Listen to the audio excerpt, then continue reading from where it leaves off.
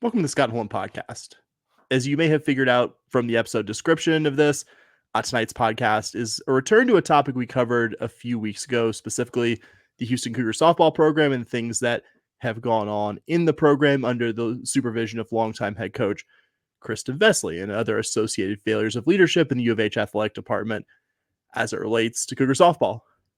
I don't know that this will be very many of you that are listening out there, but if you exist and you haven't listened already, I would encourage you to go back and listen to episode 946.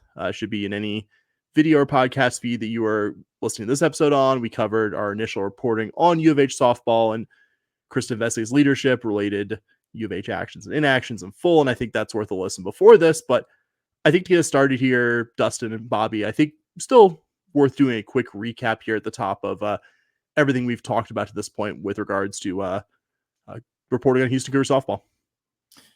Yeah, I can go and just kind of do the quick rundown, which is, in our previous episode, we came forward with allegations from 6 individuals, a combination of players and staff from the Cougar softball program who had a lot of allegations against Kristin Vesely, most notably that there was a player on this previous year's team who had a gun with her, threatened multiple players with said gun, that was brought to Coach Vesely's attention, that she kind of chose not to act on it, that basically that went to U of H administration, giving us a statement that the university, including the university police, looked into the matter and did not substantiate the allegations.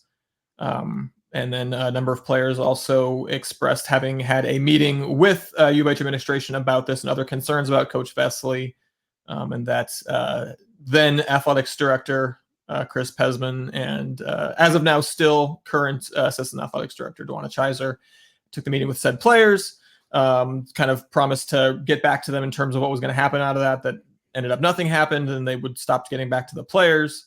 And that this was part of a broader culture that had existed prior to then, that was well known within the athletics department and among the team, that if you brought complaints about Coach Vesely to administration, that U of H administration and Chiser specifically were going to make the allegation go away, and then also let Coach Vesely know who had spoken out against her so that that player could be retaliated against.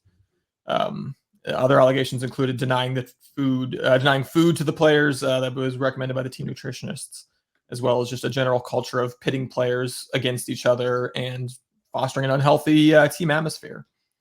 So that's kind of our first episode, and kind of we touched on this, I think, in the preview of one of our intervening episodes. But yeah, immediately after putting that episode out, about 3 weeks ago now, almost exactly 3 weeks ago, the immediate response that we got was overwhelming. It was a significant increase in the number of people that reached out, that wanted to talk, that liked the episode, that retweeted the episode, that were people that had firsthand interactions, either players or staffers, under Kristin Vesely with U of H softball. So that kind of brings us to where we are now. Obviously, you probably, if you're a U of H fan, you're also aware that Chris Pesman is now, as we were talking about him, the then athletics director, as he is no longer the current athletics director at U of H, as he was relieved of those duties towards the end of last week. It remains to be seen what's going to happen, if anything, to other possible assistant athletic directors within U of H and or Kristin Vesely, who as of now is under contract. But the most recent reporting from Joseph Duarte at the Chronicle is that her contract expires at the end of July of this year. So not next season, as had previously been reported. So that kind of brings us. Is that about? Did I miss anything? Or does that about set the stage for tonight's episode? Yeah, I think so. I think the only thing I would add is just like, we haven't had a single individual reach out to us privately or, to my knowledge, publicly to say that about the initial episode that we were telling falsehoods or being unfair to Kristin Vesely or anything like that. And frankly, if you'd asked me that a few weeks ago, I would have expected at least some people willing to advocate for Vesely. And unless I'm missing something, guys, that hasn't happened. We've gotten just a deluge, not just of people who are willing to contribute to the stuff we're going to talk about tonight, but people who didn't even necessarily contribute, but were just like, thank you for doing this, or just like express that, yes, you accurately reported on what happened, which again this is not me saying this to do a big, pat on the back session for us. I I think it just speaks to the kind of culture this program had, and just how everyone who went through this program, regardless of era, felt about playing Cougar softball. So before we kind of get into some other allegations, some kind of shoring up on some things we talked about in the first episode, I did want to kind of just highlight the things that we still don't know, because we could have put this episode off for another month, just trying to wait until every question that we had about the situation was answered, but that probably would have been too long. It was time to come back with all the things that we had been told and the new information that we did have. But there's a lot of questions that we still have. The U of H police investigation into the matter. We've sent a couple of emails to the U of H police department asking for just, hey, can you confirm or deny that the athletics department description of that you put in an investigation into the gun incident and weren't able to substantiate that. Is that true? Yes or no? They've not gotten back to us on that one way or the other. We've had many of the players that we spoke to that had firsthand accounts of the gun threats, described having not spoken to any U of H police about the matter. So what did the investigation into the allegations, what did that look like? That's a big question that we still have.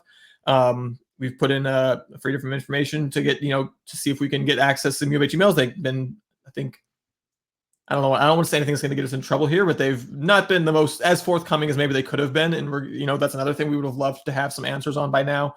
We don't.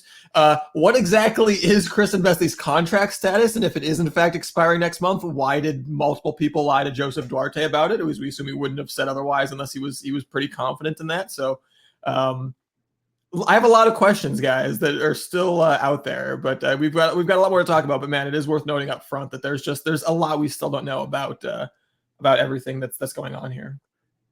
And in a perfect world, we would have had these things resolved before it was time to do a part 2 of the story. But the people who do the job of being some kind of investigative reporter for a living would probably be the first one to tell you that reporting out a story involves playing the waiting game. And again, like you said, Dustin, can't ascribe motive or ascribe the worst possible intentions, but we are still waiting on U of H to fill out a FOIA request that don't think needed further clarification, but yeah, kind of at U of H's mercy on that one. We've said it repeatedly between recording the first episode now, including talking about this investigation, to great folks that had us on, like Parker at Locked On Cougs, our network friends, the 1012 podcast, in the days in between this. And it bears repeating. Also, we're not going to be done with this story until I think the three of us feel like we've truly found out everything there is to find out about the story, or it's in the hands of people who can do so more capably than three guys who have day jobs that are not investigative journalists or full-time podcasters. And this isn't, I think, my last thought before we get into, this stuff in this episode. This isn't about dropping the most salacious episode or in any way topping the initial story. It's just simply about shedding light on the fact that so many different people and so many different roles, eras of playing at U of H, different backgrounds, different everything, had a common experience of having a miserable time playing for Houston Cougar softball under Kristin Vesely. And I think that deserves to be told with the platform that the three of us have. Absolutely. All right. So getting into some of the things that we heard, I've just kind of over and over again, the number of sources for our first episode was 6. The number, I did a count right before we came on here. It's, I believe, 9. It was the additional that have reached out since our initial episode. And guys, one of the things that came up a lot that we heard over and over again that I thought was really shocking was people talking about feeling like they were being forced to play through injuries in this one. And that was, that's because it's another one of those things that you can't possibly defend. There's certain things that people are going to hear and take different ways. And there's a lot of different ideas that people have about, what is appropriate, what is not appropriate for a coach to do. They're just, you have to acknowledge that a lot of people have a lot of different notions of what is and is not appropriate. But man, there's just certain things are pretty cut and dried. And we heard over and over again, people talking about, being forced to, being, if not forced, at least heavily suggested that you should be continuing to play through injuries. just kind of suffering consequences when they did not want to or didn't perform well while they were trying to play through injuries. And it's another one of those things where you can't, it's one of those straight up, there's a pretty clear cut and pretty cut and dried right and wrong. Yes, no, is this okay? And trying to force players who don't want to play through injuries is just one of those things. You can't do it. And it speaks to, I think, the broader consideration of just stories that we've heard about just decisions that kind of make you scratch your head and wonder, A, why would you treat someone that way? And B, even if you didn't care about treating someone that way, why would you think that that's going to help the team out to have to do that? Just bizarre. Yeah, and like playing through injuries is something that you see a lot in sports, right? People talk about toughness and things like that. But for me, there's a radical difference between playing with a slightly sprained ankle versus some of the things we heard that were reported. And it's just, again, I don't see how it helps the team. I think that's a really good point. Like, it's very much one of those things where you're just going, well, are they better at 40% than somebody else would be at 100%? And so there was just a lot of that kind of stuff where it wasn't just, oh, hey, today I'm a little sore from working out or something like that, and I don't think I can go or something. It was trainers saying this person probably shouldn't play, and it not being listened to. So that was kind of, I agree with you, Dustin. That was a pretty big thing that we heard a lot about, and it just kind of makes you shake your head and go, that you just can't do that. Yeah, if I could talk about some of the stuff we were told, guys, some of the specific stories, if y'all don't mind me jumping in here. I think the one that really stuck with me is one player over their career had a number of surgeries, reached the point in her career where basically she could no longer throw effectively, and told Vesely she needed to medically retire. And let's stop right here for a second. None of the three of us are college athletes. Chances are a good percentage of you listening aren't either. So it's got to be incredibly painful to have, played this sport nearly your entire life, played it at a high enough level that you got a Division I scholarship, to go through multiple prior surgeries, the associated rehab, everything that comes with that, going under the knife, to come to an extremely difficult conclusion that you can no longer play the sport. And your head coach's reaction is to do what Vesely allegedly did here and tell the player, quote, so you're removing yourself from the team, and then take that player's scholarship so they couldn't finish their schooling at U of H. There, another instance where a player had an overworked arm, got diagnosed with strains, was told to maybe pitch limited innings. This was ignored by Vesely and was forced to pitch at the same intensity before receiving the injury diagnosis. Connecting with something that has come up repeatedly in our reporting that we talked about in the last episode, Vesely would blame injuries on nutrition. In one instance, removed bread from a locker room after the game. I'm no expert on sporting injuries, guys, softball injuries specifically, and I'm sure in the broadest sense, healthy eating can be a preventative factor with injuries, but it's pretty ridiculous to imply pitching specific injuries are nutrition related, and just shows a failure to understand what's causing that, and a failure to have, I think, empathy for your players. Multiple instances where a player had to go extended periods of time with what ended up being, after an MRI, a fairly serious injury. And kind of what you talked about, Bobby, athletes will have bumps and bruises, and not every injury requires a level of like needing an MRI, needing surgery, an extended layoff, all that stuff. Though I will say, if you've ever had an MRI, it's not a fun experience, or one that I think anyone would voluntarily sign up for if they didn't believe they had something seriously wrong with them. One player mentioned feeling barely healthy enough to play, going out and struggling, then getting cussed out and belittled by Vesely in front of the team after struggling. Another player who was diagnosed with a repetitive leg injury was told after getting an MRI that the injury was because she was overweight.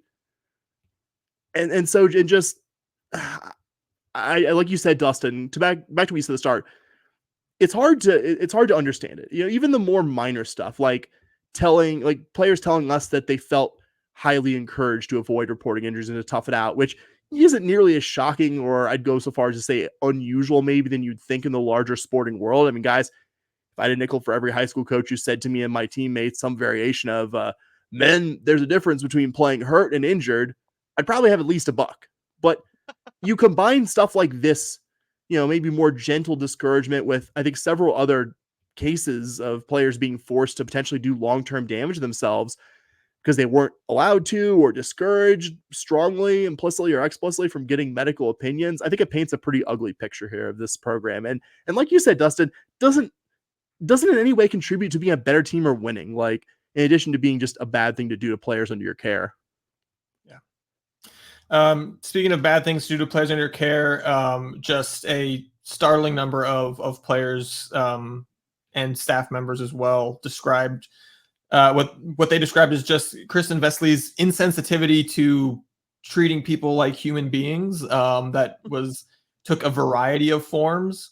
Multiple people alleged that she revealed private medical information to others without their consent that she knew about them. We had a player described being forcibly outed to her family, essentially, or being told that if she didn't do it, that Coach Vesely was going to do it for her. We had just the number of players that have described what they felt was body shaming and developing, mental health issues in regards to their body as a result of their time under Kristin Vesely was staggering as well.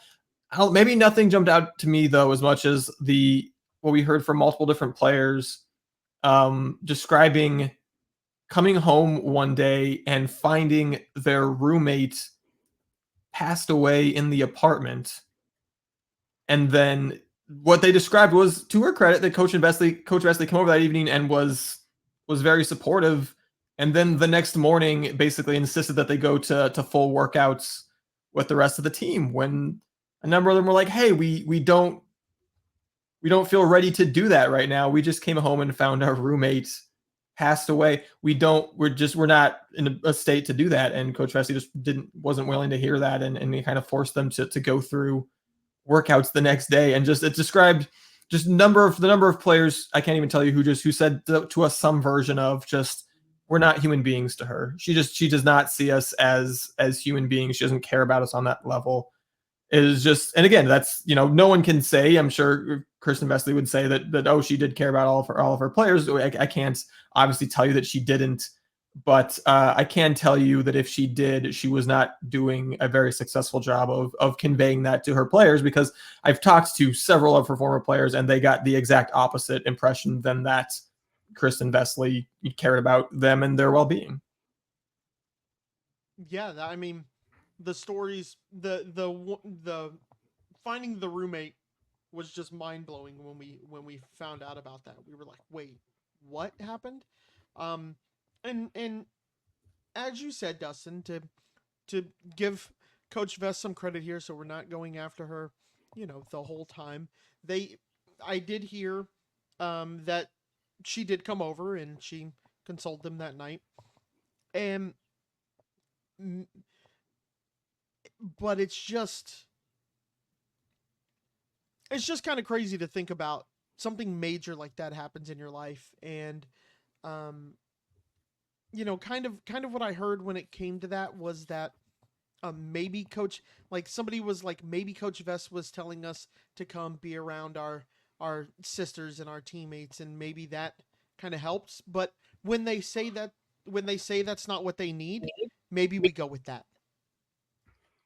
Yeah, it's just hard to see. Again, the most charitable interpretation, like you said, Bobby, the logic, maybe that these young women would be benefited by being around their teammates, being around familiar people, but God, requiring attendance at something well under 24 hours after something incredibly traumatic happened to these two people, I think, again, incredibly counterproductive, and that might be being too nice, honestly. I think there's just no reason that you can't give somebody who's gone through something like that some kind of short break if they want it. To any player who goes through something traumatic, like finding a deceased roommate, like this that fits with what so many people have told us about how Vesely just didn't see these people as human beings. Like you said, Dustin, didn't care about these players, even at times actively mocked players struggling with mental health. One player told us that they had previously confided in Vesely about some of the struggles they'd had with mental health.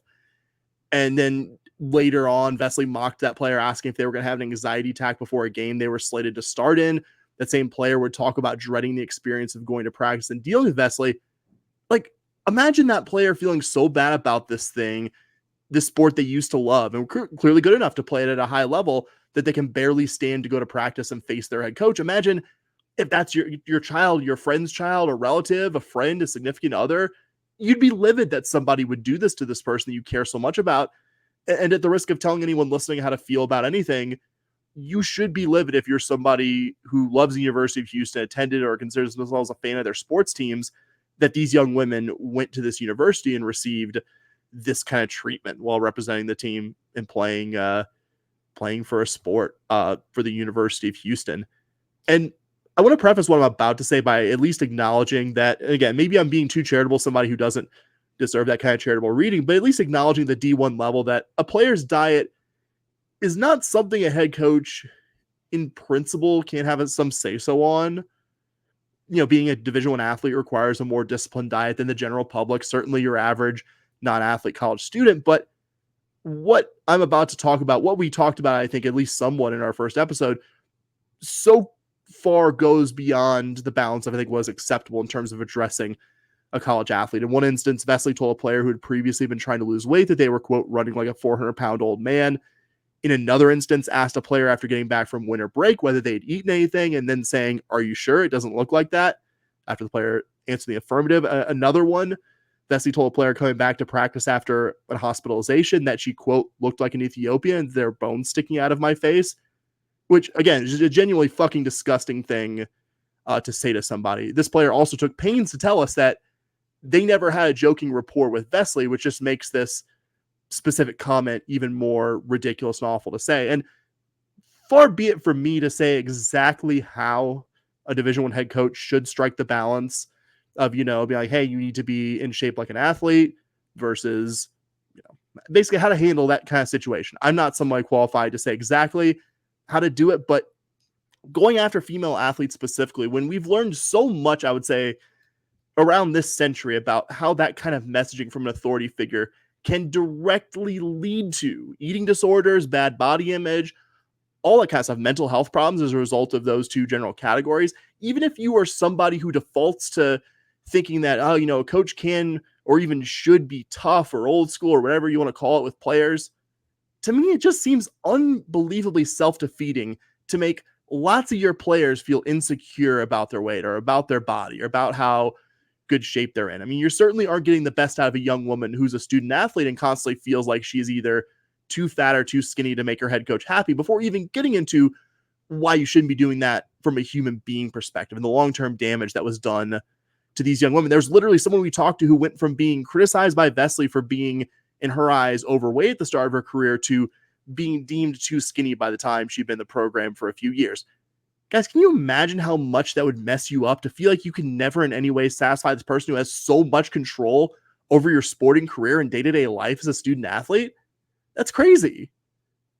It's absolutely insane. And that's the thing that always struck with me when we were talking to people is you would be overweight and underweight. And it was always because sometimes when you hear things like that, it's a coach really harps on everyone being overweight and they want everyone to be thinner, or they want everyone to be, big, huge, muscular, something like that. And people who are underweight. No, she was coming at it from both sides. And that was just one of the crazy things to me is I was just like, wait a minute. It's coming from both ends here. That's kind of the weird thing is coach had this idea of what the perfect softball player looked like and you had to look like it. And the other thing that blew my mind when it came to that stuff, which is bullshit. Players of all, you look at the best teams, players of all sizes. Sorry, absolutely. But the thing that blew my mind with it is she recruited the players. It's not like they magically showed up with a different body. I heard that from multiple people. Was that I heard that oh hey, it was I've always looked like this. This is how I looked in high school. Maybe I've gained a little bit of weight from working out and different things like that, being in a Division I athletics program. But I play a position where they're not super skinny.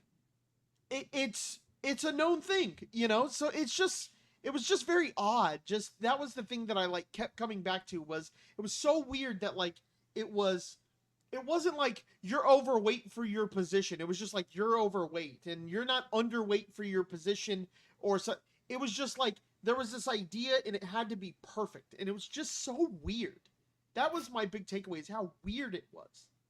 Yeah, and I think, again, to kind of be as fair as we possibly can, if you are a college student athlete or a professional student athlete, whatever the case may be, even a college student athlete, your coach is going to have some opinions about your body. That is a thing that happens, right? Because that's important to your sport.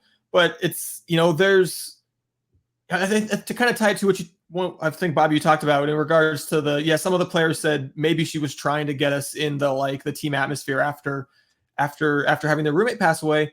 But it's just like, the context and the way that you do things matters. Not every action can be judged without context, and the context is, like we said, what we heard over and over again. Whatever is in Kristin Vesely's heart, a very significant number of her players didn't feel like she cared about them as people. And if that is the case, then that, hey, I need you in weights tomorrow after you just had this unbelievably traumatic thing happen to you, is just not going to come off the same as maybe it would if you had really put in the work up until that point to make them feel like the locker room was a really healthy family atmosphere where they were going to be supported and respected. And that just is not the description that we got of what that locker room experience was from so many players. And yet you guys kind of mentioned it, just it's not denying Kristin Vesely's right as the coach to have some opinions about the shape, the physical condition that her players are in. But what we heard over and over again was just not even really her thinking about that in a sense of what does each individual player need, and kind of like you said, Bobby, not realizing that your catcher and your slap hitting second baseman don't need to have the exact same body, and that's okay. That's how good softball teams operate. And one of the things that we heard over and over again since our first episode was that Kristin Vesely specifically would deny things like lockers to players who would fail a cardio test. So if you failed a cardio test, you didn't get a locker for the rest of the year. Players just had their belongings on the floor of the locker room in bags, their jerseys hanging up on electrical wire, because they didn't fail a cardio test. And specifically, explicitly, multiple players said this cardio test was not differentiated out by position or body type, so that literally you had every player on the team, from your starting catcher to your first baseman to your slap hitting corner outfield or whatever the case may be, everyone running the same cardio test, and the players that failed just not even getting lockers, having to have all their stuff on the floor for the entirety of the year. Which again, it just bears repeating. Why did you recruit these players if you thought that every player on the softball field has to be, able to run a 4.640 or whatever the case may be, whatever you think the line is for the cardio, every softball player, then recruit players that are like that. More. Kristin Vesely knows more about softball than me. If you want to put together entirely a team of players that are real skinny and can pass cardio tests, your team's not going to look like most softball programs. But then recruit those players. What are you doing recruiting players who have one body type and then just flatly being no, there's one line for everybody? It was clear, like we said, we had multiple players reach out and just say that it negatively impacted their mental health. Like Sam said, multiple players saying that Vesely explicitly made fun of players' perceived or admitted mental conditions. What they what she perceived diagnoses. Diagnoses. Thank you. It just gets back to, I think, the bottom line of everything that we kept thinking when we had all these conversations with all these different individuals, which is just, that's just a cruel way to treat people, and also counterproductive and just mind-boggling and hard to listen to. So I spoke with a couple of people about the fitness test. I spoke with them specifically about that. And the thing that got me when I was talking about it was the thing you mentioned, Dustin, right? This idea that oh, hey, everyone's got to run the same time. Usually when that happens, and look, I didn't play Division I sports, right?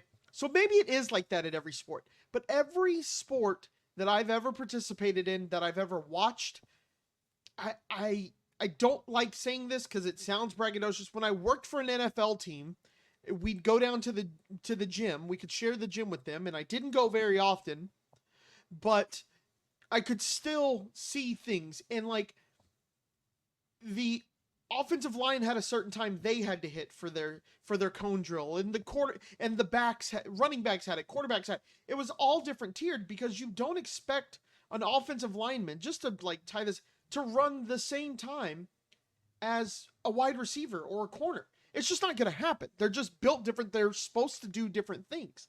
And so, and you also see that the other way, right? You have an offensive lineman and they have to go to the gym and they got to lift weights. They have to do more reps than the smaller corners, smaller running backs, right? But that wasn't the case in the Cougar softball program. They would have to do their max, and then you would have to do 80% of your max 10 times. And it's like, well, the other person's repping out more, is repping more weight, but the slap hitting second baseman isn't. And so everyone has their strengths, and you're not allowing them to use their strengths appropriately. You want everyone to do this cardio test in the same time, but not everyone's going to. That's not how bodies work. That's not how athletes are how athletics works, right? So, and then to the not getting a locker, we saw pictures. We saw Plural. pictures of literally in the middle of the locker room, there were tables laid out and there's just like helmets on it. And there are jerseys hanging from random places that they weren't given a locker. And, we heard this was starters. This wasn't just like some, a bench player, an underclassman, something like that. No, these were starters on these teams that like weren't able to have a locker at a conference championship game. Like, it's counterproductive. Give them a locker. Like, give them a little space. I understand if you don't pass your cardio test, if it's set at different tiers and you don't pass it, like, there's going to be punishments for that. But there's something so dehumanizing about putting them in the middle of the locker room, no locker, just throw your stuff on the table, and if it gets knocked over, it does that. We saw pants on the floor. We saw all types of stuff. And it's just like, there's something dehumanizing about that, especially if you're a power hitting catcher or first baseman or third baseman. Like, why are we dehumanizing them for not passing the same test that a slap hitting second baseman does? It's just not right. It just plain and simple, it wasn't right. Yeah, and again, to reiterate, we got multiple pictures of the U of H softball locker room at the time that was told to us, where you can clearly see some lockers with players' team gear, but like you said, Bobby, a number of other kind of vaguely organized piles of gear and equipment that were from players who at the time had not passed that conditioning test.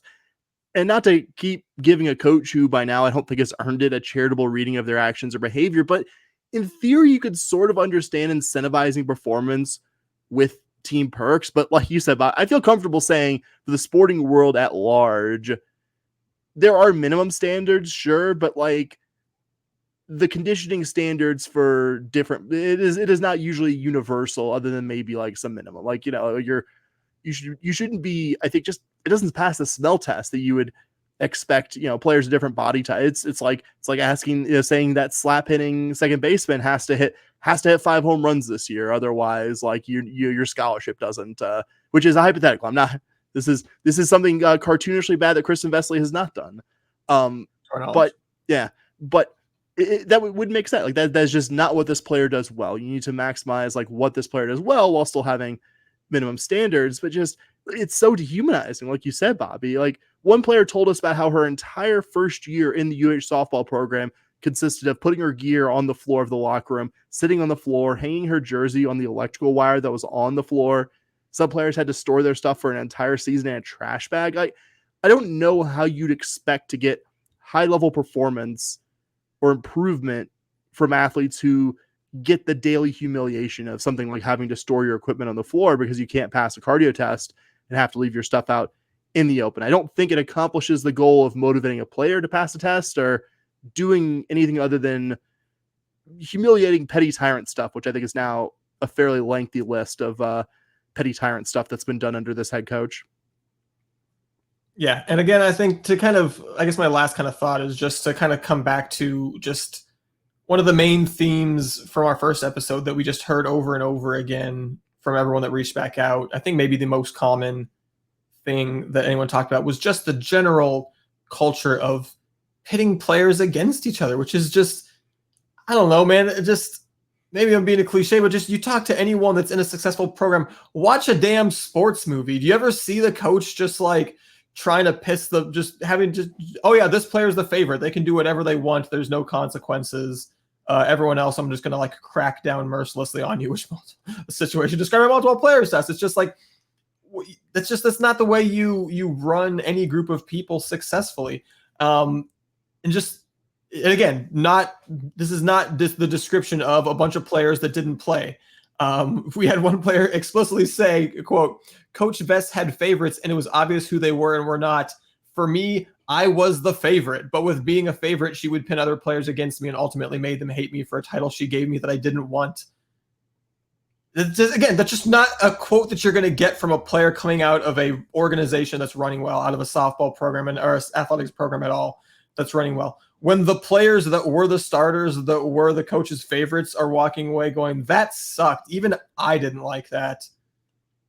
Imagine how everyone else felt. Imagine how the non-favorites felt about that situation. And it just describes, again, it's, even if you find some of the accusations unbelievable, which I mean, we all find them kind of unbelievable in the sense that they were hard to believe, but obviously not that we don't think that they happened. Otherwise we wouldn't be talking to you about them.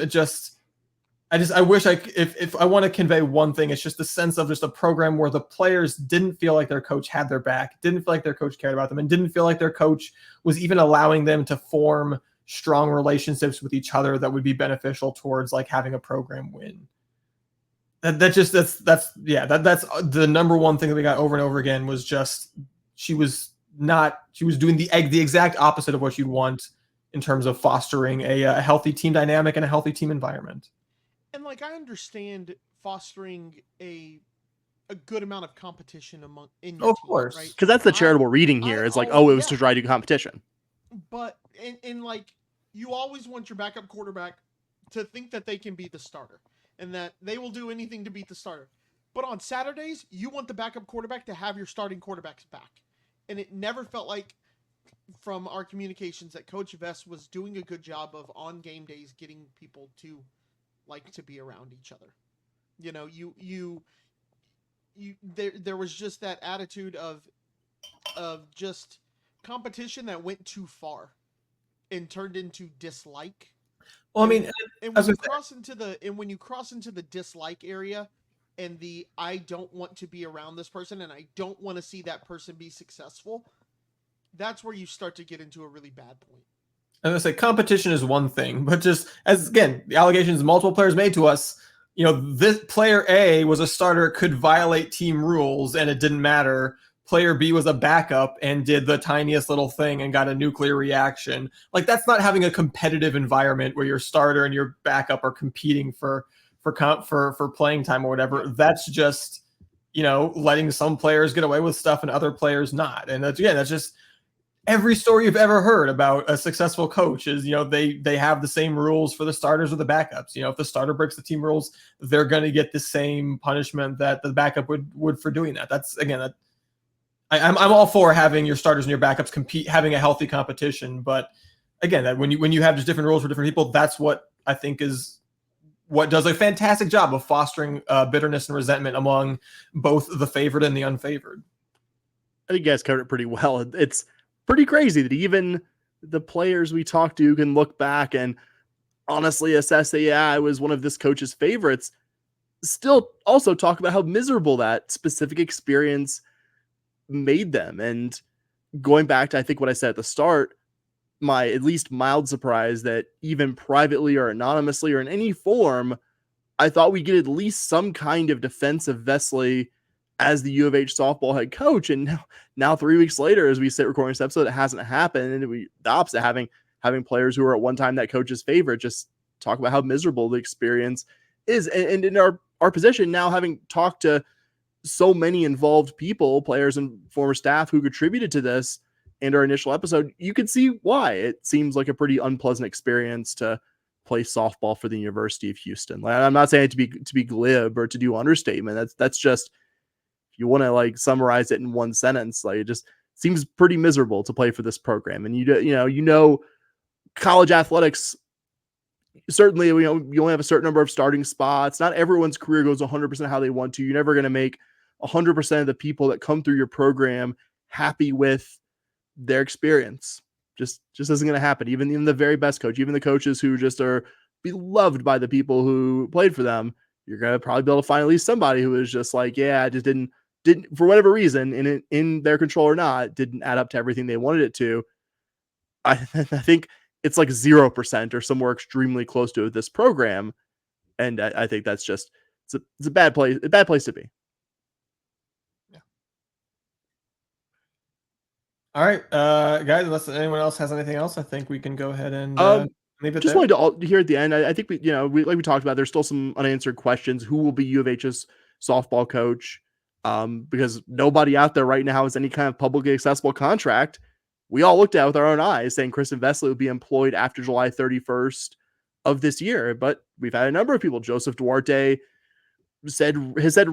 reported that Kristin Vesely is expected to be back. I think a well-sourced reporting for the coming season, but has also recently tweeted about how Kristin Vesely does not have a contract that's publicly available because we did a freedom of information request on all past and current employment contracts for Kristin Vesely. And the most recent one does not have anything with her employed after July 31st. And that could change between now and sometime in the future after recording this episode.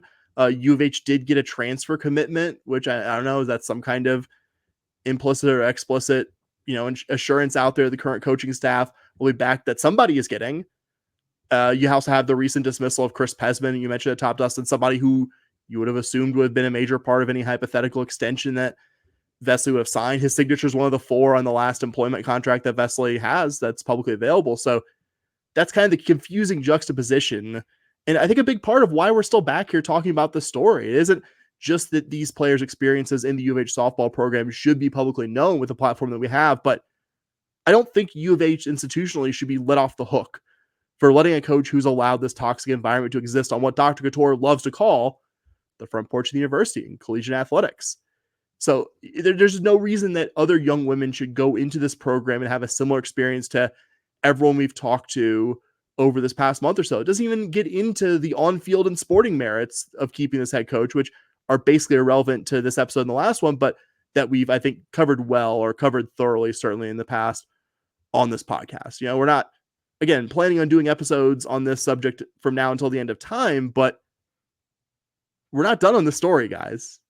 Like, we still have things floating out there to U of H that are going to keep us following up on the story. And as we've discovered in between our first episode and now, seeing the story out there and told can give people more courage to tell their own story. So just wanted to give my piece. If you're someone who's listening to this episode who played or plays currently for U of H softball or works in the program in any capacity, you can message us on Twitter at SHPAWDcast, Facebook, search the Scott and Holland podcast, or you can even message us securely in the Signal app at SHPAWDcast.22. We're not saying we're going to talk about the story nonstop and it's going to be all we talk about in this podcast, but at the risk of speaking for you guys, I don't think we're necessarily done with this, but also I think, also not to speak for you guys, felt like we couldn't wait any longer to talk about the stuff that we've had told to us and that we've reported on here in the past few weeks. Absolutely. I mean, no, I said at the top, we have a lot of unanswered questions that we still want to get answered about the situation. So we'll keep hammering it away until we get some satisfactory answers to those. Yeah, like Sam said, if you want to share your Kristin Vesely experience, positive or negative, we are open to be contacted, and we'd love to hear from you.